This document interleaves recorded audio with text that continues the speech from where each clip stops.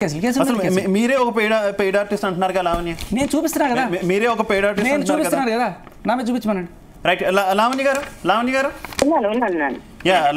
ఏంటి మీరు paid artist అని సింపుల్ గా ఆరోపిస్తున్నారు, చూపించండి, ప్రూవ్ చేయండి.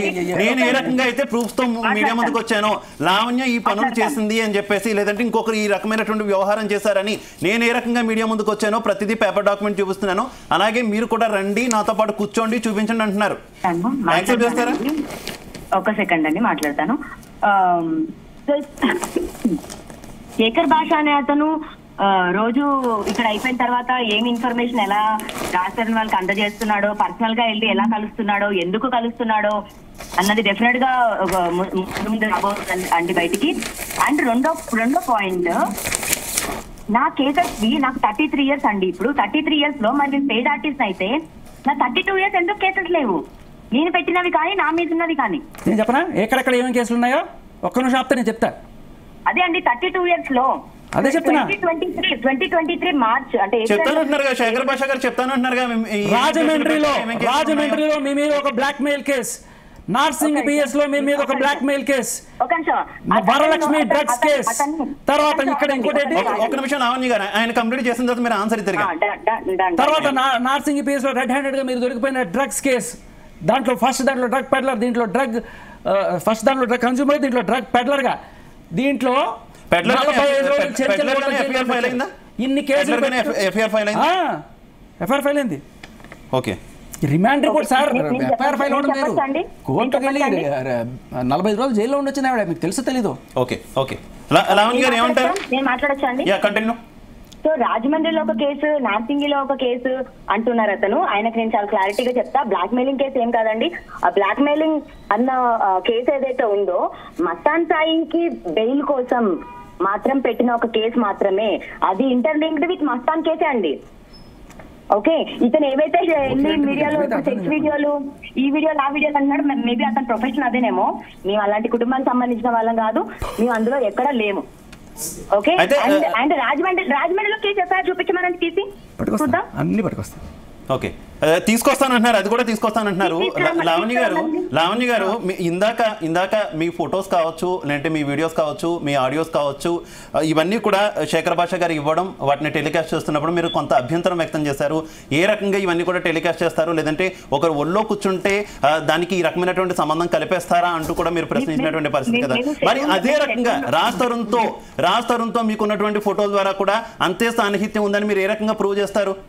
అదే అండి, ఇప్పుడు నేను సెలూన్ లో నేను మీకు చాలా రికార్డింగ్స్ ఇస్తానండి. నా మీద ఎవరెవరు ఎలాంటి ప్లాన్లు వేసుకొని మాట్లాడుతున్నారు అంటే, శేఖర్ భాష ఒక్కడే కాదు కదండి రికార్డులు చేసుకునే వాళ్ళు. శేఖర్ భాష మాట్లాడేవి పక్కన కూడా రికార్డు చేసుకుంటారు కదా, అవి కూడా నేను ఇస్తాను.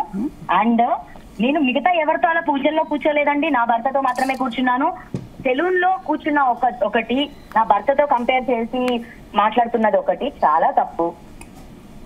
అండ్ మేము బీచ్ లో దిగిన దాన్ని, మళ్ళీ నా భర్తతో దిగిన దాన్ని, నా భర్తతో ముద్దు పెట్టుకుంటూ దిగానండి. వీళ్ళతో ముద్దు పెట్టుకుంటూ దిగానా? నా భర్త నన్ను ముద్దు పెట్టుకుంటున్న ఫోటో ఉంది చూడండి. వీళ్ళని ముద్దు పెట్టుకుంటున్నారా?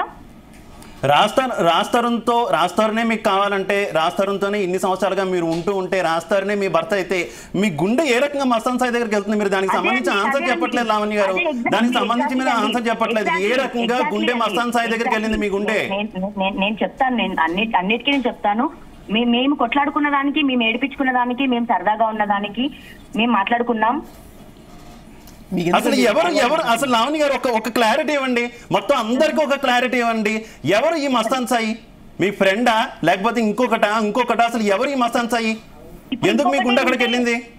ఒక్క నిమిషం, నా గుండె ఎక్కడికి వెళ్ళలేదండి, అది ఫన్. ఏమవుతారు అసలు మస్తాన్ సాయి మీకు ఏమవుతారు? ఆ స్థాయిలో గుండె నీ దగ్గర ఉంది అని చెప్పేంత ఫన్ చేయడానికి మస్తాన్ సాయి మీకు ఏమవుతారు? ఏవండి, కొన్ని ఉంటాయి. Flirting is always healthy. నాకు రాజ్ తరుణ్ నేర్పించాడు. మేము అలాగే ఉంటాము. ఒకసారి అదే రాజ్ తరుణ్ కాదని చెప్పమనండి, ఫ్లర్టింగ్ ఈజ్ హెల్దీ అని నాకు నేర్పించలేదు అని రాజ్ తరుణ్. మీ హస్బెండ్ నేర్పించారు అంటున్నారు. మీరు హస్బెండ్ కింద ఎవరైతే చెప్తున్నారో ఆ పర్సన్ మీకు నేర్పించారు మిగిలిన వాళ్ళందరితో ఫ్లర్టింగ్ చేయమని, మీరు దాన్ని ఫాలో అవుతున్నారు. కాదు. ఫ్లర్టింగ్ ఈజ్ ఆల్వేస్ హెల్దీ అన్నది నాకు రాజ్ తరుణే చెప్పి నన్ను సోషలైజ్ అయ్యేలాగా కూడా రాజ్ తరుణే చేశాడు. ఒక్కసారి లావణ్య గారు మీకు గుర్తుందో లేదో మీకు గుర్తుందో లేదో ఆ రోజు ఏం క్లియర్ గా మాట్లాడారు, ఏమన్నారు అనేది మరోసారి మీకు వినిపించే ప్రయత్నం చేస్తాం. Audio please. ఒకటి షేర్ చేసుకుంటున్నాం. ఏంటి ఫ్రెండ్షిప్ కంటే ఎక్కువ ఇంటిమేసీ ఉంది. ఏంటి ఫ్రెండ్షిప్ కంటే ఎక్కువ ఇంటిమేసీ ఉంది. అర్థమైందా నీకు? టుగెదర్ సాయి. అన్విక, నాకు తెలిసే టైం లేట్ అయింది అంటే నీకు ఎలా చెప్పాలో నాకు అర్థం. అరే నువ్వు మొన్నటి వదిలేసి నేనేం చెప్పనులేదు. ఇప్పుడు నుంచి అనుకో. అసలు నాకు అనాలని రావట్లా. నాకు ఇంకా నీతో కొన్ని డిస్కషన్స్ చేయాలనిపిస్తుంది నాకు. ఏది లైఫ్ గురించి, ఫ్యూచర్ థింగ్స్ గురించి నీతో డిస్కస్ చేయాలనిపిస్తుంది నాకు. అంత బాగుంది నాకు ఇప్పుడు. అది నేను చెప్పాను కదా, నేను రాగానే నువ్వు మీ ఇంటికి వెళ్ళిపోయావు, నువ్వు ఇక్కడ లేవు, నేను ఒక్కడనే ఉన్నా. నాకు కావాలంటే నేను ఎవరో పిలుచుకున్న అమ్మాయిలని కాదు అబ్బాయిలని కానీ ఎవరో స్పెండ్ చేయొచ్చు కదా. కానీ అప్పటి నుంచి సతమతం అయిపోతున్నా, ఆ పక్కన మిస్ అవుతున్నా. నీతో ఉంటే కొంచెం అలా నవ్వుతున్నా, ఏదో ఒక టాపిక్ ఏదో ఒకటో. అసలు అలా that's so cool, so good అనిపిస్తుంది. అసలు ఇంటికి రాగానే అలా నాకు టేబుల్ మీద పక్కన వాటర్, అసలు ఏంద్రా ఈ కేర్ ఏంద్రా, రే ఏం చేస్తావు అలా నాకు అసలు ఆ ఫీల్ అంతా వస్తున్నాయి. ఈ వచ్చే లోపు నాకు మళ్ళీ నీతో చూడు నువ్వు ఇంత జరుగుతున్నాయి. సరే నేను నీ లైఫ్ లోకి రాను, నువ్వు నా లైఫ్ లోకి రాదు. ఇంకా నువ్వు ఎలానో నాకు ప్రామిస్ చేసావు కదా, నువ్వు ఇంకా నా విషయాలు కానీ నాకు కానీ బయట ఎత్తనని ఇంకొక హెయిర్ తో కట్, నీ పన్ను చూసుకొని ఆ పన్ను చూసుకొని నేను అనలేను. ఒకప్పుడైతే అసలు ఎడతో కట్ అనేవ్వండి. అసలు నాకు ఇప్పుడు ఆ మాట రావట్లా. ఏది చేసైనా ఎంతసేపు అయినా మాట్లాడి ఉండాలని ఒక థాట్ అంతే. అదేందో మరి నువ్వు దూరం వెళ్ళటం వల్ల లేకపోతే ఈ వాస్తు మారటం వల్ల ఎమ్మటినే అసలు ఎక్కడెక్కడ కేసులు నిందలో నా మీద ఉన్న చెడులు మొత్తం ఒక్కసారిగా పడతాయి. సారీ కాదు, నేనే సారీ. నాకు నోటి దోల ఎక్కువ. అది దోల మరి ఏందో ఎందుకు నాకు ఎంత సర్కాజమో ఏం చూసుకుని నచ్చలేదు కదా నీకు. గుండె మీద చేసుకొని చెప్పురా. నా గుండె నీ దగ్గర ఉంది సాయి. నా గుండె నీ దగ్గర ఉంది, ఎలా వేసుకోను? నాది నీ దగ్గర ఉంది, నువ్వు వేసుకొని చెప్పు దాని మీద. నువ్వు ఎలాంటి వాడు అని. సరే నేను బయలుదేరుతున్నా. ఎక్కువ బయలుదేరుతున్నా. సాయి సాయి సాయి సాయి దండం పెడతా. నువ్వు దండం పెడతాను, నాకు వస్తాను కనిపించేది ఒక మాట. గుర్తొచ్చిందా మొత్తం? ఒకసారి ఆడియో విన్న తర్వాత ఎవరితో ఫన్ గా ఉన్నారు, ఎవరిని ఫ్లడ్ చేశారు? అటు మస్తాన్ సాయి కూడా మిమ్మల్ని ఫ్లడ్ చేస్తున్నట్టే ఉన్నారుగా. అంత కేర్ చేశారా మీరు మస్తాన్ సాయిని? మీ కేరింగ్ అసలు మర్చిపోలేనంటున్నారుగా. ఒక్క నిమిషం, నా కేరింగ్ ఎవరిదైనా అలాగే ఉంటదండి. ఇప్పుడు అక్కడ ఆయన అన్నది వాటర్ బాటిల్ అండి, ఏదో మందు బాటిల్, ఏవో డ్రగ్స్, ఇదో అది కాదు. ఫస్ట్ ఎవరికన్నా వస్తే టేబుల్ పైన వాటర్, అంటే టేబుల్ పైన వాటర్ పెట్టింది కూడా మీరు ఇలా చూసి మాట్లాడతారు అని నాకు తెలియదు. కేవలం ఓన్లీ వాటర్ బాటిల్ గురించి అనట్లా, మీ కేరింగ్ గురించి ఆయన ప్రస్తావించారు. అంత కేర్ చేసే వాళ్ళు ఎవరు లేరు అని. ఇప్పుడు 10 నా కేరింగ్ అలాగే ఉంటదండి. మరి అందుకే ఈ రోజులో 15 కుక్కల్ని కూడా నేను వదులుకోలేకపోతున్నాను. కుక్కలేంటి మనుషులు ఎవరైనా. రేపు పొద్దున మీరు వచ్చినా నేను ఇప్పుడు మిమ్మల్ని వంట మా ఇంట్లో ఒక కూర, ఒక ఫ్రై, ఒకటి ఒకటి అది 4 వంటలు పెట్టానండి నేను. మా ఇంటికి వచ్చి మా ఇంటికి వచ్చి నా చేతి వంట తిన్న వాళ్ళని అడగండి, ఆమె ఎలా పెడతది, ఆమె ఎలా చూసుకుంటదని. అసలు ఎవరు ఈ మస్తాన్ సాయి అంటే మాత్రం మీరు ఏం చెప్పట్లా. మీకు ఫ్రెండ్ ఎలా పరిచయం అయ్యారు? ఒక పక్క రాస్తారంతో మీరు ఉంటుండగా రాస్తారంతో పెళ్ళైంది అంటున్నారు.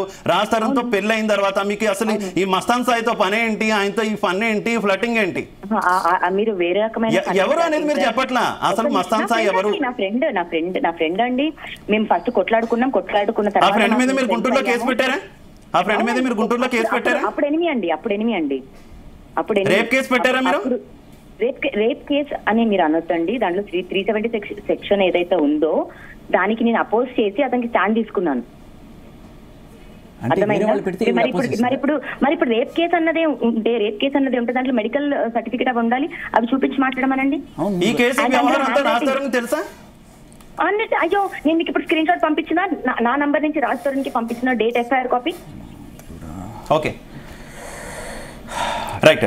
ఏమంటారు శేఖర్ భాష ఇప్పుడు మీరు మాట్లాడాలి, ఎందుకంటే ఈ మొత్తం వ్యవహారం అంతా రాస్తారని తెలుసు. నేను మొత్తం ఎఫ్ఐఆర్ కాపీ అది కూడా నేను పంపించాను, అంతా కూడా తనకు తెలుసు, తెలిసే జరిగింది అంటున్నారు.